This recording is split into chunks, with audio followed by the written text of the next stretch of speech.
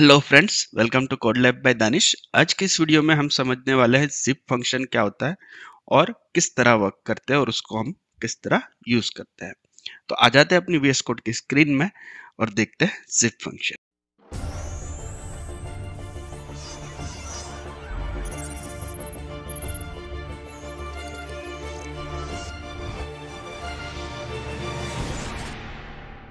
तो मैं आ गया हूँ अपनी VS कोड की स्क्रीन में और यहाँ पे हम बनाते हैं दो लिस्ट और उसके ऊपर इटरेट करते हैं जिप फंक्शन के थ्रू।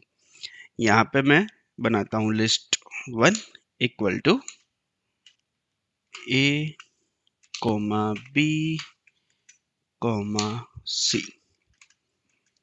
एक और लिस्ट में बना लेता हूँ जिसको मैं नाम देता हूँ लिस्ट 2। इसको मैं कहूँगा 1, 2, 3। मैं चाहता हूँ कि इन दोनों लिस्ट के ऊपर मैं फॉर लूप लगाऊं, कुछ इस तरह। आपको पता है इन्यूमरेट कैसे वर्क करता है, राइट? यह हमें इंडेक्स भी देगा और साथ में वैल्यू भी देगा। तो मैं करता हूँ for index comma value in enumerate और मैं लेता हूँ लिस्ट 1। अब यहाँ पे क्या होगा, हमें इंडेक्स मिलेगा, राइट? देखो, इसको अगर मैं रन करूं तो मुझे ये दे रहा है इंडेक्स 0, इंडेक्स 1 और इंडेक्स 2। मुझे प्रिंट करवाना है दोनों लिस्ट में से इंडेक्स 0 प्रिंट करवाना है, इंडेक्स 1 प्रिंट करवाना है, इंडेक्स 2 प्रिंट करवाना है। तो मैं क्या कर सकता हूं, यहाँ पे इंडेक्स का यूज करके मैं कहूंगा लिस्ट 1 में से 0 इंडेक्स वाला ले आ और मैं कहूंगा लिस्ट 2 में से 0 इंडेक्स वाला ले गया। ठीक है, इसको मैं रन करता हूं तो आप देखो इन दोनों को एक लाइन में प्रिंट करवा लेते हैं ताकि हमें समझने में आसानी हो। दोनों को मैंने एक लाइन में प्रिंट करवा दिया है। तो मुझे A के साथ 1 मिला, B के साथ 2 मिला और C के साथ 3 मिला। ये इन्यूमरेट का यूज करके हमने किया है। अब सेम चीज हम अचीव कर सकते हैं जिप की मदद से। अगर मुझे ये यूज ना करना हो तो मैं कह सकता हूं फॉर, इसको मैं कहता हूं for val 1 val 2 in zip. यहाँ पे मुझे लिखना पड़ेगा जिप और मैं यहाँ पे दे सकता हूँ वैल्यू 1 मुझे किस में से चाहिए।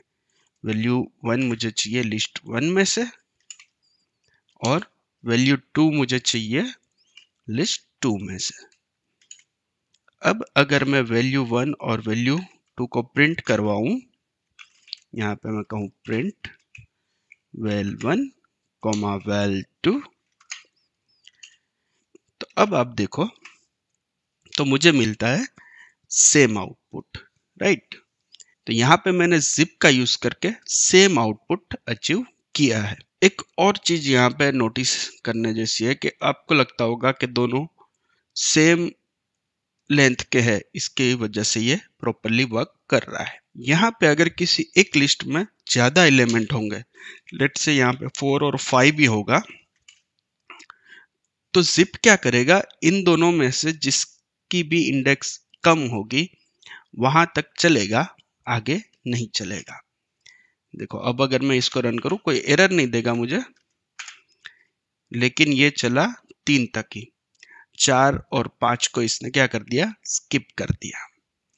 एक और चीज यहाँ पे है कि अगर लेट्स से मेरे पास एक और लिस्ट हो, मेरे पास एक और लिस्ट है लिस्ट 3, इसके अंदर भी मेरे पास 1, लेट्स से अलग शो करने के लिए इसको 4, 5, 6 कर देते हैं।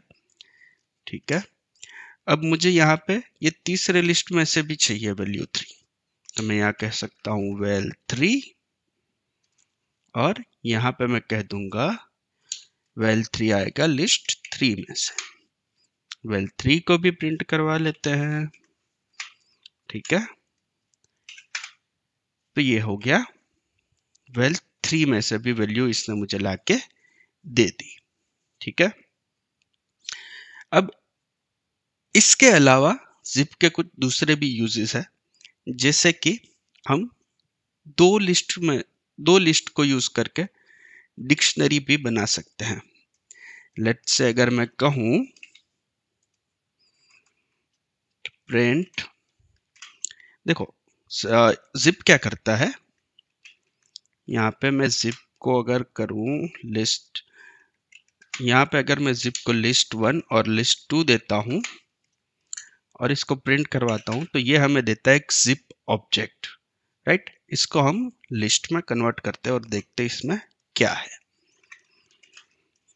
इसको मैंने लिस्ट में कन्वर्ट किया, तो आप देख सकते हो ये हमें लिस्ट ऑफ टपल रिटर्न कर रहा है। एक ऐसा लिस्ट है जिसमें एक एक टपल है। टपल के अंदर पहली वैल्यू पहले लिस्ट की है और दूसरी वैल्यू दूसरे लिस्ट की है, राइट। यहाँ पे मैं क्या कर सकता हूँ, लिस्ट के बदले अगर मैं डिक्शनरी में इसको कन्वर्ट कर दूं, तो देखो मुझे एक अच्छी सी डिक्शनरी मिल जाएगी ये दोनों लिस्ट को यूज करके। लिस्ट 1 एज अ की वर्क कर रहा है और list 2 as a value work कर रहा है। तो कभी भी अगर आपको दो लिस्ट में से डिक्शनरी क्रिएट करनी हो तो आप जिप का यूज कर सकते हो।